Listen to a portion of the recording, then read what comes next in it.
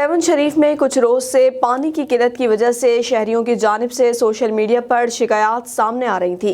इस सिलसिले में MM5 news की टीम असल हकाइक सामने लाने के लिए दरियाए सिंध पर पहुंची तो वहां पहले से ही पब्लिक हेल्थ की इंतजामिया सेवन शरीफ के शहरियों के लिए पानी सप्लाई की कोशिशों में लगी हुई थी।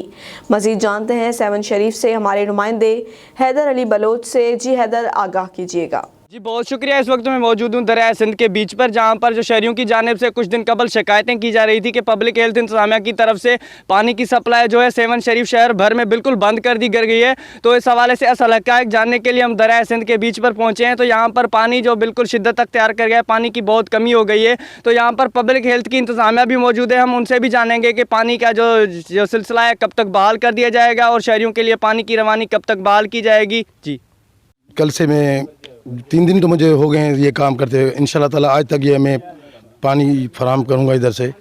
वैसे तो ऊपर से पानी आ ही नहीं रहा।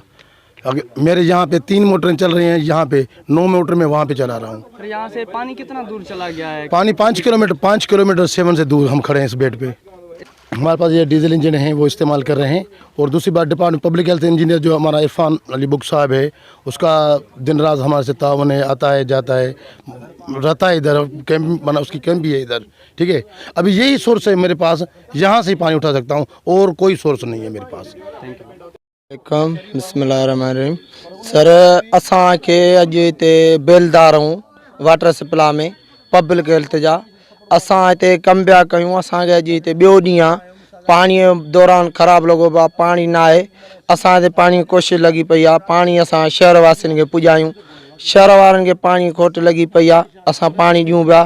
तकलीफ़ इहा आहे, असां हिते कम पिया कयूं। असां हेॾा ज़ोर बोर 10 मशीनूं सेट कयो, असां पाणी पिया हलायूं, अॻिते चालू कराईंदासीं। असांजी इहा गुंजाइश आहे साईं मुराद शाह अलीअ खे त असांखे पाणी सखर मां चालू कराए ॾियनि। पाणी न आहे, पाणी ॾाढी खोट लॻी पई आहे। पाणी हिते एॾो परे आहे, असांखां तक़रीबन 5-6 किलोमीटर परे आहे। असां ते महिरबानी कनि, पाणी ॾियनि। मेलो मथां लॻो पियो आहे लाल जो। असां पाणी अॻिते पुॼायूं माण्हुनि खे, आवाम खे।